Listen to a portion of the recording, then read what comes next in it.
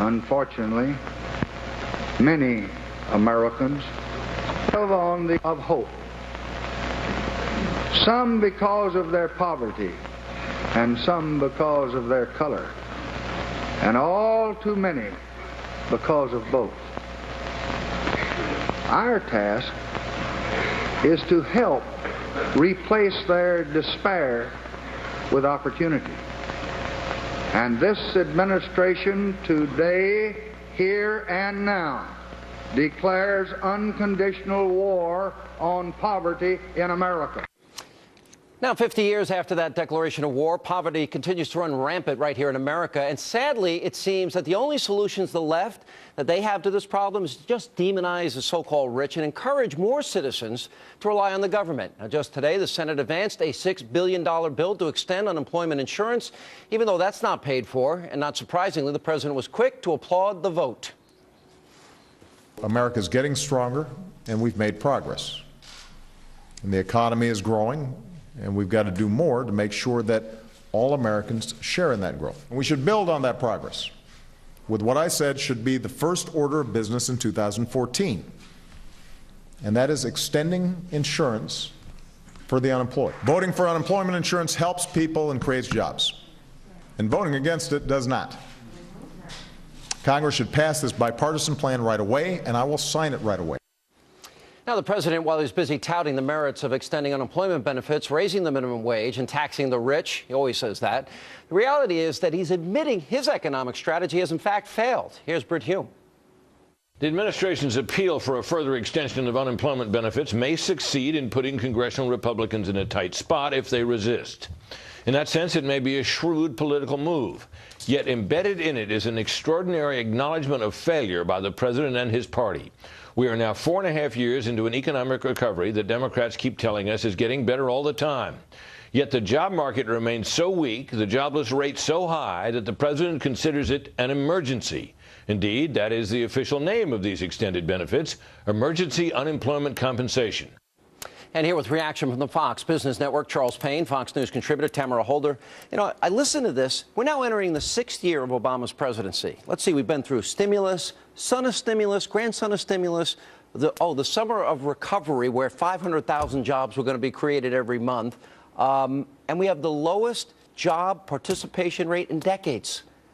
Is unemployment the answer, or maybe a policy that will create jobs? Well, what is your policy? My policy is to drill. My policy is economic sanity, which is the Penny Plan. Drill, fracking, natural gas, and coal. That's the answer. But what about the poor? Because it seems like every time I've been on your show, you question where I get my sources. So I went to Jesus. I went to the Holy Bible. And if I recall, in Mark, this is interesting. And Jesus, looking at him, loved him and said to him, you lack one thing. Go, sell all that you have and give to the poor, and you will have treasure in heaven. Come, follow me. Okay, it didn't say the government take it, though. No, but you're saying... You said render unto Caesar that which is Caesar's. I'll give you one other quote. Jesus also said, the poor will be with you always. Is that not in that good book? Absolutely. Oh. So you don't think that, that there are people in America who need help, who are not lazy? I do. The unemployment rate in North Dakota is 2.6%. Yeah. Why? Drilling on private lands. In Midland, Texas, it's 3.2%. How about a job for the 50 million Americans on food stamps? The bottom line, too, this is the worst post-recession recovery we've ever had. You say... Compared to what? We've ever had. Compared to what? Post-recession. All recessions. Which ones? Name all one. Recessions. Name another recession that we've had compared to 80s, the Great Depression. All recessions. Which all? Like everyone prior. Just let's make up all recessions? If you're going to throw out all recessions, Charles, what recessions are there? Every single recession that we've had, this is the worst post-recession recovery we've ever had. More importantly, I want to read off some bills to you, Sean. Okay, we've got the Economic Opportunity Act, a Medicaid bill, elementary and secondary education, water quality, housing and urban development, immigration, Medicare, and clean water. Except these aren't bills. These are actual acts. These were laws that were passed as part of LBJ's Great Society. These were supposed to save us from where we are today. And how much did we spend on that war on poverty that failed? Well, I tell you what, it's a gazillion times more than was promised. those were his words. But the thing is, Sean, is let's talk about the answers to this. I've got the answers. You've got the answers. I've got answers, yes. You know, Ronald Reagan said the government declared war on poverty and poverty won. He said it in his last State of the Union address. You know, poverty won? You mean people, poor people won? In other words, government helping people in the end hurt them more than help them. How? How so? Because are you saying that people who are getting help are lazy? No, because the people who are... Did I say that? But that's essentially your argument. Tamara, for example, I put on my website today, and we're dealing with this later in the program, conservative solutions. One of the solutions is we have more natural gas, more energy, more shale oil than the Middle East combined, and yet we're too stupid to tap into that. Those are job creations.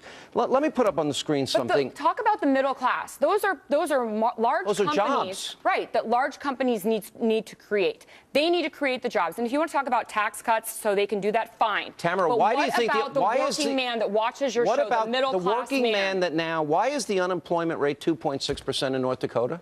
Why is the unemployment rate so high in Mississippi because they're not drilling for oil in Mississippi like they are, and we could be fracking and drilling in all these other states. That's my point.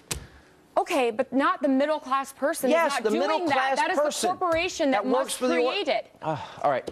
Charles. Listen, the economic backdrop is such as if you look at prosperity in this country over the last 20 years, it's even places that were very rich, the New Yorks, the Californias, the New Jerseys, millions of people have fled those areas because it's all about these high taxes, these high regulations. In California, 1 million productive people left, replaced by low-skilled immigrants and babies. Those are babies are working now? No, I'm saying who the 1 million people were replaced with. If you look at California's population, it's about the same as it was. But what I'm saying is that productive people leave these places. What is the annual income of somebody in Mississippi that makes minimum wage? Let me tell you philosophically. Let me tell you philosophically why you're wrong. It's often attributed, by the way, to Abraham Lincoln. Ronald Reagan quoted Lincoln, but it actually is a minister by the name of John Henry Boetker is his name.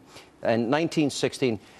This is wisdom throughout the ages. You can't bring about prosperity by discouraging thrift. You can't strengthen the weak by weakening the strong. You can't help little men by tearing down big men. You can't lift the wage earner by pulling down the wage payer. You can't help the poor by destroying the rich. You can't establish sound security on borrowed money. And I shall tell you what you shall do. You cannot further the brotherhood of man by inciting class hatred, Tamara. You can't keep out of trouble by spending more than you earn, and you can't build character and courage by destroying men's initiative and independence. And one last one, you cannot help men permanently by doing for them what they can and should be doing for themselves. And according to the Holy Bible, you shall open wide your hand to your brother, to the needy, and to the poor in your by land. the way, Tamara, one way of doing. By the way, you're not.